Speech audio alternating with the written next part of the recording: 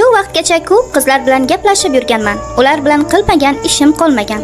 Lekin shu vaqtgacha birovning xotinini yo'ldan urgan emasdim. Bir kuni vannada soqol olayotgan vaqtim telefonimga begona bir nomerdan qo'ng'iroq bo'ldi.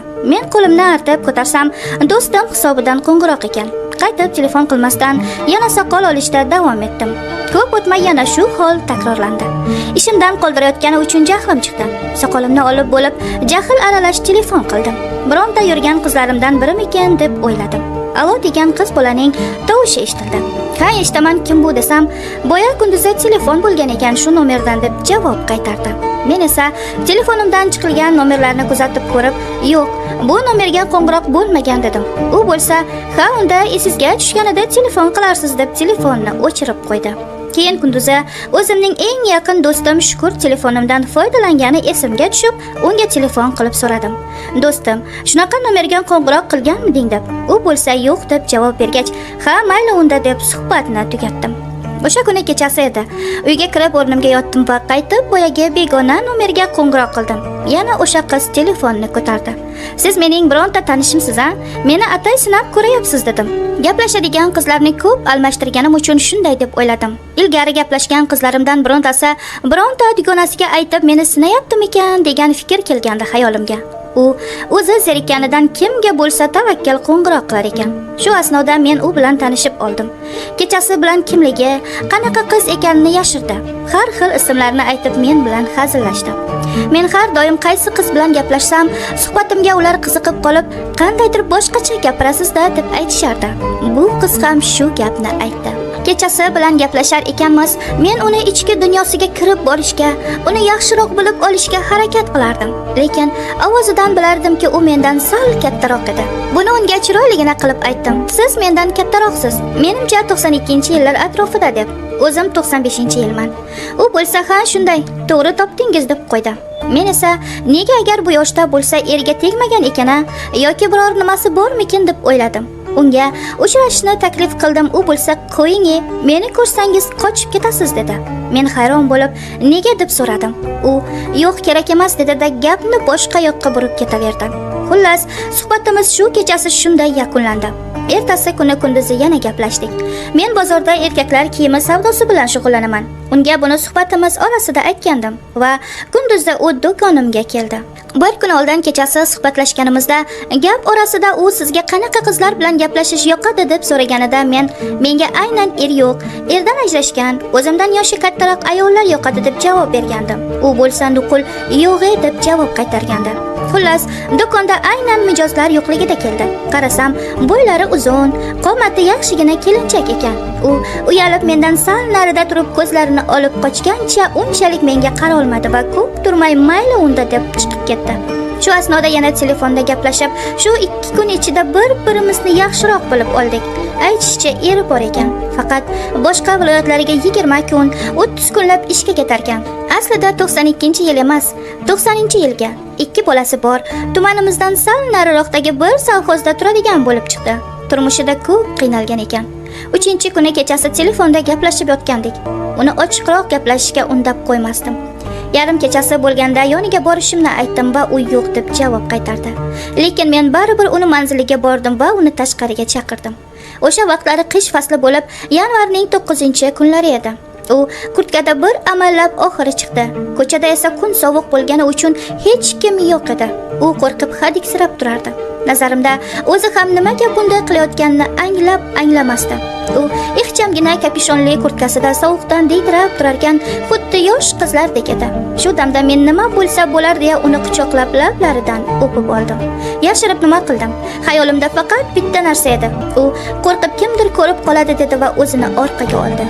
Men esa uni uyiga kirishimizni so'ragandim. U hadiksiragan tovushda yo'q deb rozi bo'lmadi. Lekin baribir uni ko'ndirdim va uyiga kirdik. Begona uylarga devor oshib, deraza oshib gaplashib yurgan qizlarimni oldiga kiraverib, bu borada ancha tajribam oshgan edi. Ichkariga kirsak, bolalari uxlab yotardi. U o'z-o'zidan uyalib, nuqul nahotki men shunday qildim, erimga xiyonat qildimmi derdi. Uning bu holatidan to'g'risi bir oz hayron bo'ldim. Atayin o'zini shunaqa ko'rsatyapti deb o'ylayotgandim. Unga oldin bunaqa qilmaganmisiz kim bilandir deb so'radim. U bo'lsa, Xudo haqqi bunaqa qilmaganman desa ham ishongim kelmasdi. Bo'lishi mumkin emas. Bo'lmasa telefonda ham gaplashib yurmasdingiz dedim. O'zini tutishidan, men bilan tez til topishib ketganlaridan hech ham yaxshi ayol emas deb o'ylagandim. Tag'in kim bilsin. Tajribalarimdan shuni ayta olamanki, hech qachon ayolni ichidagilarni 100% bilib olish qiyin ekan. Nima bo'lsa bo'lib bo'lganda. Keyin men uyga ketdim. Vaqtlar o'tdi. U bilan har kuni gaplashadigan, har kuni birga yotadigan bo'ldik. U meni yaxshi ko'rib qolganini tinmay qaytarardi. Turmushidan norozi ekanini, har kuni bir xil hayot, mollarga qara, dalaga chiqib ketmon chop, paxta mavsumida paxta terkabi ishlaridan zerikib ketganini aytardi. Eng yomoni eridan ko'ngli to'lmasligida ekan. Aytishicha, u 17 yoshlarida dalaga bir fermerni paxtasini terishga chiqargan. U yerda bir yigit uni ko'rib qolib sovchi yuborgan ekan. O'zini o'sha yerning egasini o'g'li ekanini, yaxshi uylarda yashashini qizni uydagilariga aytib ishontirib unga uylangan ekan. To'y ham bo'libdi. Qiz to'ydan qaytib qarasa, o'sha daladagi shiyponga kelarmish. Shuncha va'da qilgan narsalardan esa nom nishon ham yo'q ekan. Kechasi bilan rosa yig'lab chiqib taqdiriga tan bergan ekan. Yana yetmaganiga bir muncha vaqt o'tib, eri aytgan ekan: "Men bir qizni sevardim, lekin u erga tegib ketdi. Sen o'shanga juda o'xshaysan. Shuning uchun senga uylandim" deb. Keyinchalik yillar o'tib bir domga ko'chib o'tishgan, lekin o'sha dom ham yaxshi ahvolda emas. Shu hali ham achinarli ahvolda yashardi. Uni 17 yoshidayoq turmushga berishgan ekan. Bironta yigitni hidini ham sezmagan ekan o'sha vaqtlari. Faqat siz bilan tanishib shunday bo'lib qoldi. Endi siz hech xayolimdan chiqmayapsiz derdi. Men uni deyarli har kuni uyiga borib, yoki goh o'zimni uyimga olib kelib, goh boshqa joyga olib borib birga bo'lardim. Undan oldin uyga kechalari qizlarni olib kelib yotib o'rganib qolgandim. Uyimiz katta edi. Ikkita darvozali xonalari ham juda ko'p edi. Shuning uchun bu menga muammo tug'dirmasdi. Men ba'zida ko'p o'ylardim. Bu qilayotgan ishlarim juda og'ir gunoh edi. Yana tag'in erli ayol bilan. O'sha erining o'rniga o'zimni qo'yib ko'rardim, garchi hali uylanmagan bo'lsam ham.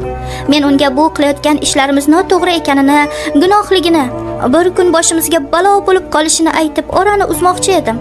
U bo'lsa nuqul yo'q derdi va meni yana chaqiraverardi. Orada eri esa kelib 1-2 hafta yurib yana ishga ketardi. Meni hayotim yolg'on ustiga qurilgan. Erimni hurmat qilaman, lekin ko'nglim allaqachon sovigan. U kimgadir o'xshaganim uchungina menga uylangan xolos derdi.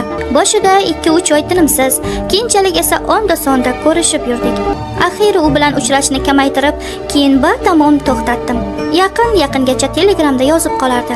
Salom alik qilamiz. U hali ham meni chaqirib turadi, lekin men bormayman. Bu voqealarga 2 yil bo'ldi.